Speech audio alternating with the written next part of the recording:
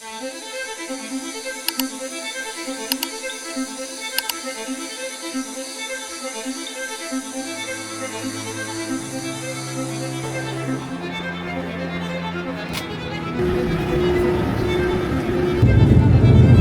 สูงเกี่ยวกับสนามบินสากลหลวงพระบาง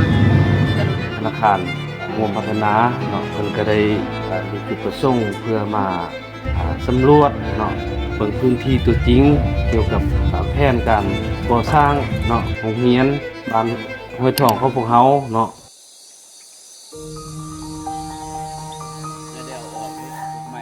เพราะว่าโรงเรียนหลังนี้นี่ขึ้นกับเสียงมวกเนาะความยุ่งยากนำพันมาของโรงเรียนแห่งนี้ก็แม่นยุ่งยากหลายเนาะในการเข้าห้องเรียนเด็กน้อยนั่นก็บ่มาสม่ำเสมอได้แบ่งแยกกันเนาะไปเข้าอยู่เสียงมวกแด้ผ่านมาเนาะเป็นความยุ่งยากในด้านอาคารเรียน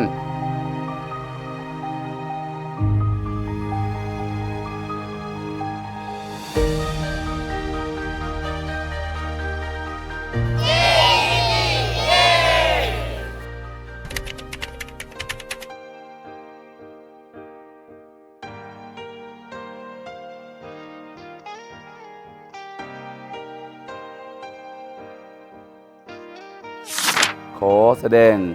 ความขอบอกขอบใจต่อธนาคารรวมพัฒนา GDB ที่ได้ให้การช่วยเหลือโดยเฉพาะในการก่อสร้างโรงเรียนมลปฐมแห่งนี้ซึ่งพวกเราได้มามอบในมื้อนี้ดังที่บรรดาท่านก็โห่นำกันแล้วว่า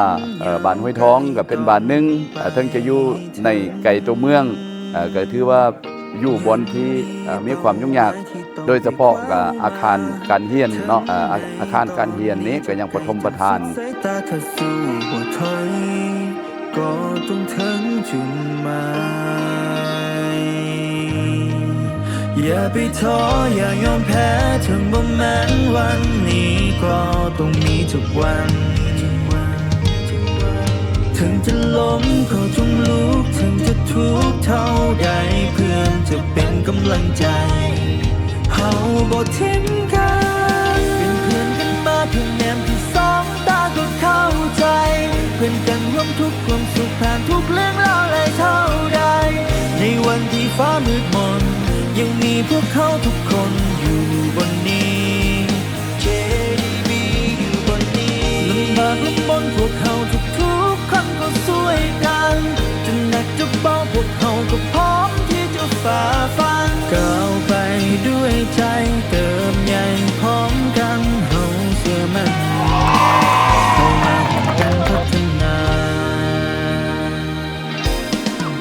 วันที่เจ้าอ่อนแอจนอย่ายอมแพ้โชคชะตาวันที่เจ้าบ่ไหวจนบ่อยากมืนตาขึ้นมาขอ